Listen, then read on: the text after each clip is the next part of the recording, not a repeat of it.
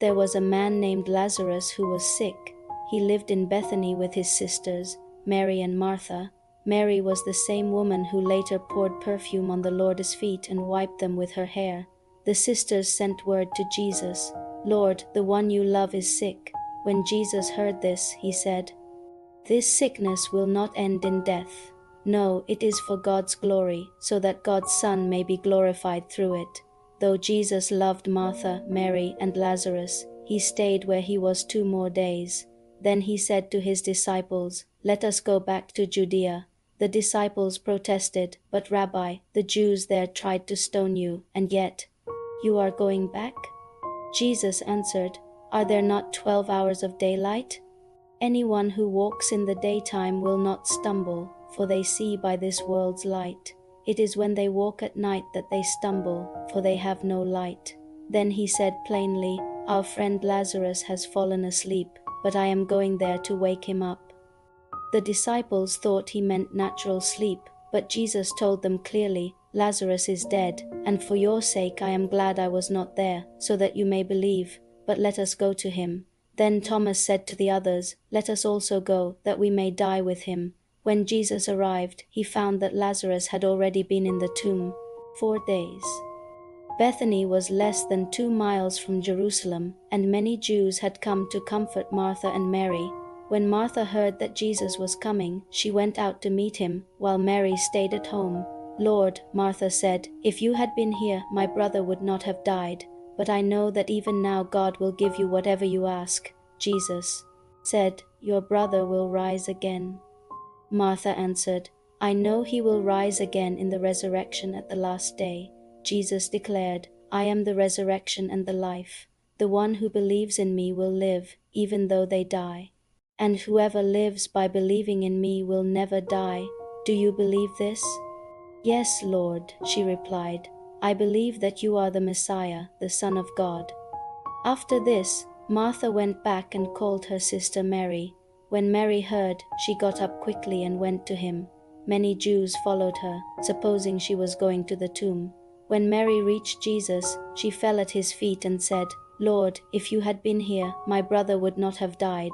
When Jesus saw her weeping, and the Jews also weeping, he was deeply moved in spirit and troubled. "Where have you laid him?" he asked. "Come and see, Lord," they replied, and Jesus wept. Then the Jews said, "See how he loved him." But some asked, "Could not he who opened the eyes of the blind man have kept this man from dying?" Jesus, once more deeply moved, came to the tomb. It was a cave with a stone laid across the entrance. "Take away the stone," he said. "But Lord," Martha said, "by this time there is a bad odor, for he has been there for days." Jesus replied, "Did I not tell you that if you believe, you will see the glory of God?" So they took away the stone. Then Jesus looked up and said, "Father, I thank you that you have heard me. I knew that you always hear me, but I said this for the benefit of the people standing here, that they may believe that you sent me." When he had said this, Jesus called out in a loud voice, "Lazarus, come out." The dead man came out, his hands and feet wrapped with strips of linen and a cloth around his face. Jesus said, "Take off the grave clothes and let him go." Many of the Jews who had come to visit Mary saw what Jesus did and believed in him. But some went to the Pharisees and reported it. Then the chief priests and Pharisees called a meeting. "What are we accomplishing?" They said, "Here is this man performing many signs. If we let him go on, everyone will believe in him, and then the Romans will come and take away both our temple and our nation." But one of them, Caiaphas, the high priest that year, spoke up, "You know nothing at all. Do you not realize that it is better for one man to die for the people than for the whole nation to perish?" He did not say this on his own, but as high priest he prophesied that Jesus would die for the Jewish nation, and not only for that nation, but also for the scattered children of God. So from that day on, they plotted to take his life. Therefore, Jesus no longer moved about publicly among the people of Judea.